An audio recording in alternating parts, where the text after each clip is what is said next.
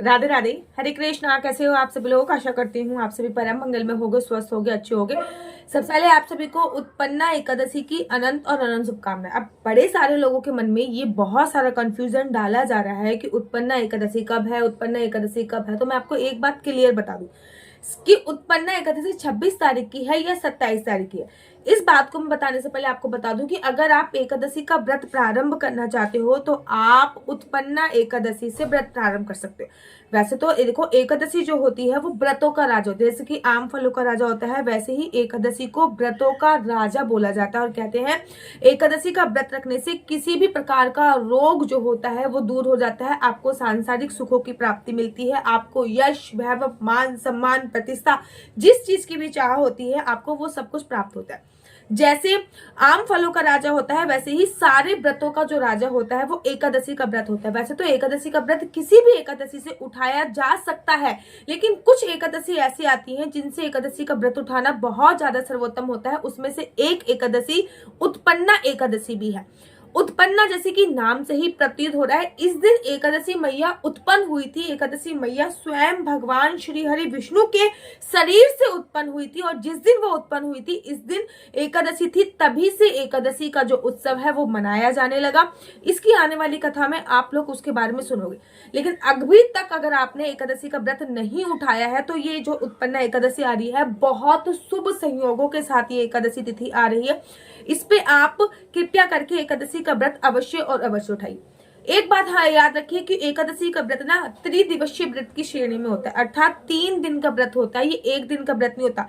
प्रथम दिन इसमें क्या किया जाता है, द्वितीय दिन क्या किया जाता है, तृतीय दिन क्या किया जाता है, ये सारी बातें मैं आपको बताती हूँ। प्रथम दिन अर्थात एकादशी से पहले दसवीं तिथि पर, दसवीं तिथि के जो नियम होते हैं वो पालन किए जाते हैं। जैसे कि दसवीं तिथि पे संपूर्णतः ब्रह्मचर्य का पालन करना, किसी भी प्रकार की कोई काम वासना क्रीड़ा को अंजाम नहीं देना। दसवीं तिथि पे आपको पृथ्वी शयन करना, ठीक है ना। अगर बहुत ज्यादा बैक प्रॉब्लम है या फिर आपने कंसीव कर रखा तब आप बेड पे शयन कर सकते हो, नहीं तो मैं पृथ्वी शयन करने ही बोला जाता है। शास्त्रों में पृथ्वी शयन दसवीं तिथि पर बताया गया। इनफैक्ट दसवीं तिथि पर भी और एकादशी पर भी और द्वादशी तिथि पर, ये 3 तिथियां ऐसी होती हैं जिसपे लहसुन प्याज खाने की मनाही होती है, काम वासना क्रीड़ा को अंजाम देने की मनाही होती है, और पृथ्वी शयन की प्राथमिकता दी जाती है। दसवीं तिथि पर सूर्यास्त के बाद भोजन नहीं किया जाता, और सूर्यास्त के बाद किसी भी प्रकार से कोई भोजन करने की शास्त्रों में मनाही गई है।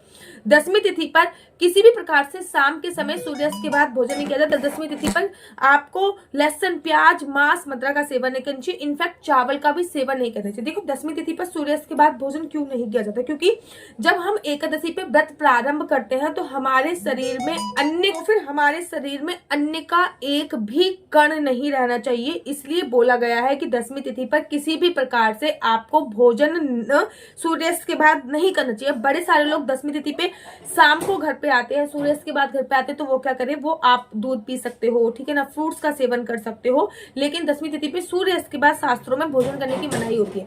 दसवीं तिथि पर चावल भी नहीं खाने चाहिए, क्योंकि चावल अगर डाइजेस्ट नहीं होगा तो वो आपके उदर अर्थात पेट में रहेगा, और एकादशी पे किसी भी प्रकार से चावल का आपके शरीर में होना अर्थात एक कीड़े का आपके शरीर में होने के बराबर आपको फल की प्राप्ति होती है। एकादशी वाले दिन सुबह सुबह ब्रह्म मुहूर्त में उठना चाहिए। उठने के सबसे तत्पश्चात आपको पानी में कुछ ना कुछ डाल के स्नान करना चाहिए। देखो, जब हम पानी में कुछ ना कुछ डाल के स्नान करते हैं, एक होता है सादा स्नान, एक होता है ब्रह्म स्नान।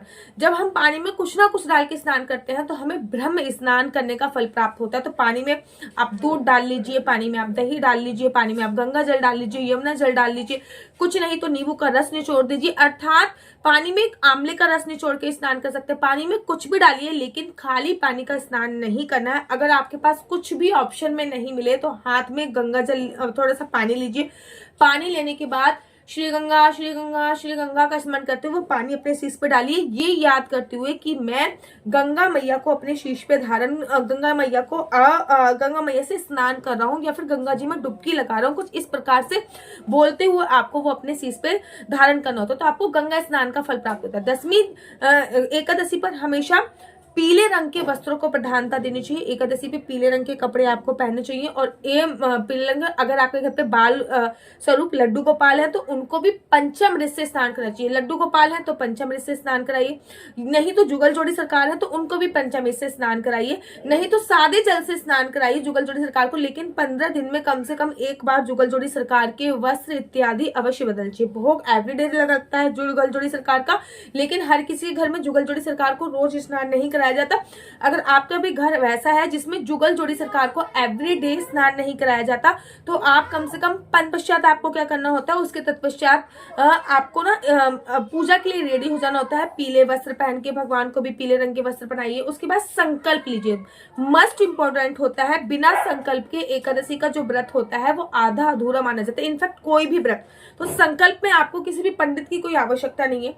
हाथ में 1 या 2 का सिक्का लीजिए, लौंग लीजिए, इलायची लीजिए, सुपारी लीजिए, ठीक है। इसमें से जो भी सामग्री आपको मिल रही है वो लीजिए। कुछ भी सामग्री नहीं मिल रही, कभी कभी तो जल से भी संकल्प लेने का शास्त्रों में प्रावधान है। आपने 52 भगवान की वो कहानी सुनी थी जब राजा बलि ने जल से संकल्प लिया था कि मैं अपनी 3 पग भूमि आपको दान करूंगा, तो वो जल से भी संकल्प लेने का शास्त्रों में प्रावधान है। लेकिन संकल्प अवश्य लो।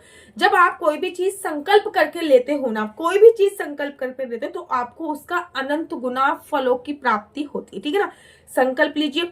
और संकल्प में आपको क्या बोलना है, संकल्प में आपको बोलना है श्री विष्णु श्री विष्णु श्री विष्णु। मैं अपना नाम बोलूंगी, आपको अपना बोलना है। मेरा नाम आशु चौहान है, मेरा गोत्र केमलक्ष है, आपको अपना नाम बोलना है, अपना गोत्र बोलना है। मेरा निवास स्थान, जैसे कि ये वाला जो व्रत है ये मैं वृंदावन धाम में रह के करूंगी, तो मेरा निवास स्थान इस समय पे जहां पे भी आप व्रत रह के कर रहे हो, मैं कभी कभी पुणे में रह के व्रत करती हूँ, कभी दिल्ली में रह के व्रत करती हूँ, जिस स्थान पर रहकर आप व्रत कर रहे हो उस स्थान का नाम आपको बोलना है। जैसे कि ये व्रत मैं पुणे में रह के करूंगी तो मैं पुणे का नाम का, और सॉरी वृंदावन में रह के करूंगी तो मेरे को वृंदावन बोला है, तो मेरा निवास स्थान वृंदावन है। आज मैं पूरी श्रद्धा भाव से उत्पन्न एकादशी का व्रत कर रही हूँ। ये व्रत मैं फलाहार करके करूंगी। भगवान ये व्रत संपूर्ण करने में मेरी सहायता करें। और जो भी सामग्री है वो आपके घर पे जो भी भगवान जी हैं उनको चढ़ा सकते हैं, या फिर सूर्य भगवान को, जो लोटा आपने रखा हुआ है सूर्य भगवान को जल देने के लिए, उस लोटे में डाल सकते हैं और वो सामग्री सूर्य भगवान को आप समर्पित कर सकते हैं। अब आपने संकल्प ले लिया। संकल्प लेने के तत्पश्चात अब आपको भगवान श्री हरि विष्णु की कथा पढ़नी। उत्पन्ना एकादशी की अपनी अलग कथा है। हर एकादशी की अपनी अपनी अलग कथा होती है, वैसे उत्पन्ना एकादशी की अपनी अलग कथा है। उसके बाद आपको आरती करनी है। आरती के बाद आपको पूरे दिन किसी की निंदा चुगली नहीं करनी। तुलसी माता के पास पहुंच जाना है, एक आसन बिछाना है तुलसी माता की। कम से कम इस दिन 108 या फिर 11 या फिर 21 परिक्रमा कीजिए। वैसे तो कम से कम 4 कर सकते हैं, ज्यादा से ज्यादा आप कितनी भी कर सकते हैं, अपनी मर्जी से आप कीजिए। लेकिन मैं कह रही हूँ एवरीडे ही करते हैं। इस दिन जितनी ज्यादा हो सकती है आपको उतनी ज्यादा करनी चाहिए। तो तुलसी मैया की परिक्रमा करिए, तुलसी मैया पे दीप दान किया, वहीं पे आसन बिठा के बैठिए और कम से कम 16 माला का जाप तो उसी दिन उसी समय पे उसी क्षण आप बैठ के कर जाइए। जो भी मंत्र आपके गुरु ने दिया है आप उस माला का जाप कर सकते हैं। अगर आपके गुरु द्वारा कोई मंत्र आपको नहीं दिया गया तो आप मैजिकल मंत्र मैं इसको बोलती हूँ, चमत्कारी मंत्र मैं इसको बोलती हूँ, ओम नमो भगवते वासुदेवाय, इसका जाप कर सकते हैं, ठीक है ना। उसके तत्पश्चात आपको क्या करना है, उसके तत्पश्चात आपको अपने घर का नित्यक्रम का जो भी कार्य है वो आपको संपूर्ण करना है। उसके बाद आपको न एकादशी वाले दिन में सोने की मनाही होती है। एकादशी वाले दिन आपको, ठीक है ना, एकादशी में दिन में नहीं सोया जाता, ठीक है ना। पूरे दिन भगवान के नामों का सिमरन करना चाहिए। शाम की पूजा के वक्त आपको क्या करना चाहिए, घर के मुख्य द्वार पे 2 दीपक जलाने चाहिए, तुलसी मैया पे 1 दीपक जलाना चाहिए, ठीक है ना। 1 दीपक आकाश दीपदान करना चाहिए। तो ये दीपदान आपको अवश्य और अवश्य करने चाहिए। 1 दीपदान आपको, ये सारे दीपदान आपको अवश्य और अवश्य करने चाहिए। उसी के साथ साथ आपको कुछ बातों का और ध्यान रखना चाहिए। कुछ बातें जो ध्यान रखने योग्य है वो ये है। नंबर 1 और मोस्ट इंपोर्टेंट बात कि एकादशी वाले दिन भी आपको पृथ्वी शयन करना है। अगर आपने निर्जला एकादशी का संकल्प लिया है तो आपको निर्जला व्रत रखना है। अगर आपने फलाहार एकादशी के व्रत का संकल्प लिया तो आप आलू इत्यादि का सेवन कर सकते हैं, ठीक है ना। आलू हो गया, दूध हो गया, दही हो गया, इन सभी का सेवन कर सकते हैं अगर आपने फलाहार। लेकिन ये सभी चीजें भी आपको सूर्यास्त से पहले ही भोजन में ग्रहण कर लेनी है। एकादशी बड़ी एकादशी है, उत्पन्न एकादशी। एकादशी पे रात में सोने की मनाही होती है, लेकिन फिर भी अगर आपको रात में सोना है तो अपनी अपसेंट में एक अखंड ज्योत अवश्य जलाए। वैसे तो देखो एकादशी में नियम ये बताया गया है शास्त्रों के अनुसार कि पूरी रात जग के भगवान के नाम का स्मरण करना चाहिए, लेकिन अगर आप फिर भी अगर आप सो रहे हो रात को तो आपको क्या करना है कि आपको बहुत सिंपल तरीके से अपनी अपसेंट में आप सो रहे हो तो एक अखंड ज्योत अवश्य जला दो, ताकि वो पूरी रात आपकी साक्षी बन के जलती रहे। अगले दिन सुबह सुबह ब्रह्म मुहूर्त में उठिए। जो भी आपके पारायण का समय बताया गया, एकादशी का व्रत संपूर्ण तब होता है जब आप सही समय पर सही विधि पर एकादशी के व्रत का पारण कर लेते हो, तो आपको एकादशी का जो व्रत होता है वो संपूर्ण माना जाता है। तो एकादशी का व्रत आपका तभी संपूर्ण होगा जब आप सही समय पे व्रत का पालन कर लोगे। अब मैं आपको बता दूं, बड़े सारे लोगों ने ये कंफ्यूजन फैला रखी है कि एकादशी 26 तारीख की है कि 27 तारीख है, 26 तारीख की। देखो कोई भी संदेह नहीं है कि एकादशी जो है वो 25 तारीख की रात को 1 बजे के आसपास प्रारंभ हो रही है। 25 तारीख की रात को 1 बजे के आसपास प्रारंभ हो रही, तो वो जब सूर्य उदय होगा तो हमें एकादशी तिथि मिलेगी, मतलब सूर्य उदय से पहले हमें एकादशी तिथि मिल रही है। तो 26 तारीख को सूर्य उदय के साथ एकादशी तिथि है और 27 तारीख को भी सूर्य उदय के साथ एकादशी तिथि है। 26 तारीख को कोई भी दशमी युक्त एकादशी नहीं है, लेकिन लोग फिर भी 27 तारीख को व्रत रखने की एडवाइस दे रहे हैं। वो इसलिए दे रहे हैं क्योंकि 27 तारीख को सूर्योदय के साथ आपको एकादशी तिथि तो मिलेगी ही मिलेगी, साथ ही के साथ एकादशी तिथि मिलेगी। उसके बाद ना हरिवासन समय निकलने के बाद ही आपको व्रत का पारण करना चाहिए। अब 10:26 तक तो हरिवासन समय है, क्योंकि सुबह सुबह सूर्योदय के साथ एकादशी तिथि है 27 तारीख को। उसके बाद फिर वही चलेगा हरिवासन का समय। हरिवासन का समय निकलने के बाद शुभ समय पे आपको व्रत का पालन करना है, और जो शुभ समय आपको मिल रहा है ना वो 1:04 के आसपास मिल रहा है, और 2:30 बजे तक आप व्रत का पालन कर सकते हैं। मतलब 1 बजे तक तो आपका वैसे भी व्रत हो गया। फिर लोग कह रहे हैं कि भैया जब 1 बजे तक व्रत ही हो गया तो हम सूर्योदय के साथ 27 तारीख को व्रत क्यों ना करें, जबकि श्रीधाम वृंदावन में बांके बिहारी जी के मंदिर में 26 तारीख की एकादशी है, खाटू श्याम सीकर में 26 तारीख की एकादशी है, इस्कॉन टेम्पल वाले 26 तारीख की एकादशी रख रहे हैं, गौड़ संप्रदाय वाले 26 तारीख की एकादशी रख रहे हैं, श्रीधाम वृंदावन में 26 तारीख की एकादशी, महाकाल उज्जैन में 26 तारीख की एकादशी, हर जगह 26 तारीख की एकादशी बनाई जा रही है। लेकिन कुछ लोगों की मैंने वीडियो देखी कि 27 तारीख को भी एकादशी का व्रत रख सकते हैं। अगर आप भी 27 तारीख को एकादशी का व्रत रख रहे हो तो वो केवल और केवल कोई महाद्वादशी नहीं है। 26 तारीख को किसी भी प्रकार से कोई भी दशमी युक्त एकादशी नहीं है। 26 तारीख को बहुत प्योर एकादशी है, एकदम साफ सुथरी एकादशी है, कोई महाद्वादशी का कोई भी योग नहीं बनना। 26 तारीख को बहुत अच्छे अच्छे योग बन रहे हैं। अगर मैं अपनी बात करूं पर्सनली तो मैं 26 तारीख को ही एकादशी का व्रत रखने वाली हूं। मैं 27 तारीख को व्रत नहीं रखूंगी, केवल इस वजह से कि मेरे को 27 तारीख को व्रत का जो पारण करना पड़ेगा वो 1 बजे के बाद करना पड़ेगा। तो मैं 26 तारीख की पूरे दिन की एकादशी का त्याग करके 27 तारीख की एकादशी का व्रत रखूं, ऐसा मैं नहीं करूंगी। आपके शरीर में सामर्थ्य है तो आप दोनों दिन व्रत रख सकते हो, लेकिन अगर आप केवल मेरी वीडियो इसलिए देखते हो कि हमको चावल का त्याग किस दिन करना है, तो चावल का त्याग आपको 26 तारीख को करना है। 27 तारीख को आप चावल का सेवन कर सकते हैं, 26 तारीख को पूरे दिन की एकादशी है। चावल का जो त्याग करना है वो आपको 26 तारीख को ही करना है, और व्रत भी आपको 26 तारीख को ही करना है, ठीक है ना। तो आशा करती हूँ ये कंफ्यूजन आपकी दूर हो गई होगी कि एकादशी तिथि ये 26 तारीख को एकादशी का व्रत रखें या 27 तारीख को एकादशी का व्रत। केवल और केवल 27 तारीख को जो लोग व्रत रखने की आपको एडवाइस दे रहे हैं वो केवल इसी वजह से एडवाइस दे रहे हैं कि भाई 10:30 बजे तक तो हरिवासन समय है, और हरिवासन समय बीत जाने के बाद ही आपको व्रत का पारण करना चाहिए शुभ मुहूर्त देके।